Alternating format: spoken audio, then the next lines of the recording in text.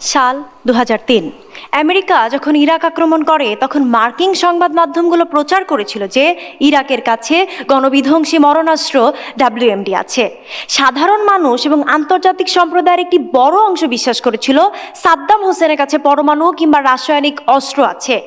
গণমাধ্যমগুলো কোনো ধরনের শক্ত প্রমাণ ছাড়াই বুশ প্রশাসনের প্রোপাগান্ডাকে মেনে নিয়ে সংবাদের শিরোনাম গড়ে তোলে এবং যুদ্ধের পক্ষে জনমত গড়ে তোলে, যার ফলশ্রুতিতে পরিণতিস্বরূপ যুদ্ধের কয়েক বছর পরেই জাতিসংঘের তদন্তে প্রমাণিত হয় সাদ্দাম হোসেনের কাছে কিংবা ইরাকের কাছে গণবিধ্বংসী সেই অস্ত্র ছিল না। অথচ সংবাদ মাধ্যমের সেই সাজানো নাটকের কারণেই মানুষ একটি সাজানো যুদ্ধকে শান্তি মিশন হিসেবে বিশ্বাস করতে বাধ্য হয়েছিল। ধন্যবাদ মাননীয় সভাপতি, আমাকে বক্তব্য প্রদানের সুযোগ করে দেওয়ার জন্য।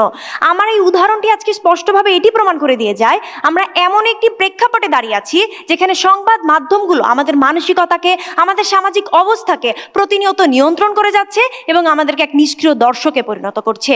আমি আমার মূল বক্তব্যে যাওয়ার আগে যুক্তি খণ্ডনে চলে যাচ্ছি। আজকে সমগ্র বিতর্ক যাবৎ বিপক্ষ জন্মানো নিয়ে কথা বলে গেল, কিভাবে জন্মাচ্ছে, কিভাবে শুরু হচ্ছে, বিতর্কের জায়গাটা কোথায় ছিল? জন্মানো নিয়ে ছিল না সেটা বিস্তার বা সামাজিক ভিত্তি নিয়ে ছিল?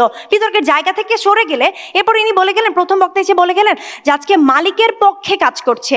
যার পক্ষেই কাজ করুক না কেন, তাহলে আপনাদের কাছে প্রশ্ন, মালিক কেন সেই কাজটাকে জনগণের মাঝে বিস্তার করার জন্য আজকে সামাজিক যোগাযোগ মাধ্যম বা সামাজিক মাধ্যম বা সংবাদ মাধ্যমগুলো ব্যবহার করছে? কারণ মালিক পক্ষ নিজেও জানে যে এই সংবাদ মাধ্যম তাদের দেওয়া তথ্য সমাজে ভিত্তি নির্মাণ করতে পারবে।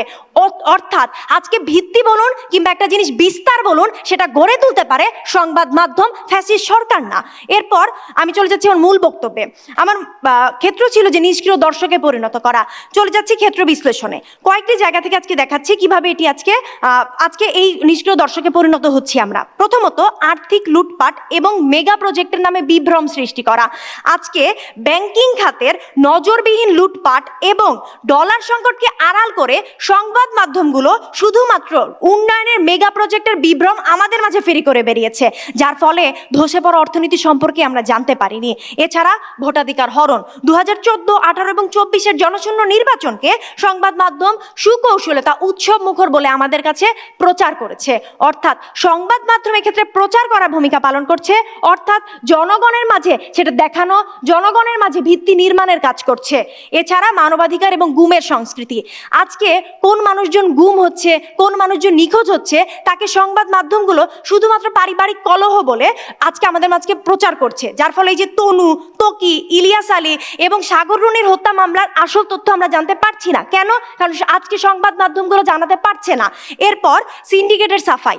যখন দেশীয় সিন্ডিকেটের কারণে আজকে আমাদের দেশে দ্রব্যমূল্য আকাশচুম্বী হয়ে যায়, তখন এই সংবাদ মাধ্যমগুলোই বিশ্ববাজার বা শুধুমাত্র ইউক্রেন রাশিয়ার যুদ্ধ পুঁজি করে বেরিয়েছে আমাদের কাছে, যাতে আমরা দিন শেষে এটি মেনে নেই যেটি আমাদের ভাগ্যের দোষ এবং আমরা এক নীরব দর্শকে পরিণত হই। এবং পঞ্চম, আইনি নিপীড়ন এবং সেন্সরশিপ। ডিজিটাল নিরাপত্তা আইনের অপব্যবহারের সময় লেখক এবং কিছু সাংবাদিককে এমনভাবে অপরাধের কাঠগড়ায় দাঁড় করানো হয় যে সাধারণ মানুষ ভয়ের জন্য সে অপরাধের প্রতিবাদের ভাষাই হারিয়ে ফেলে। 6, দৃষ্টিভঙ্গির পরিবর্তন। নিরাপদ সড়ক আন্দোলনে শিক্ষার্থীদের উপর হামলাকে আড়াল করে নওশোবা এর ভুল তথ্য নিয়ে সংবাদ মাধ্যম এত হুলস্থুল তৈরি করেছিল, আসল অপরাধী এই ঘটনার বাইরে চলে যায়। এবং 7 হচ্ছে ট্র্যাজেডির বাণিজ্যিকীকরণ।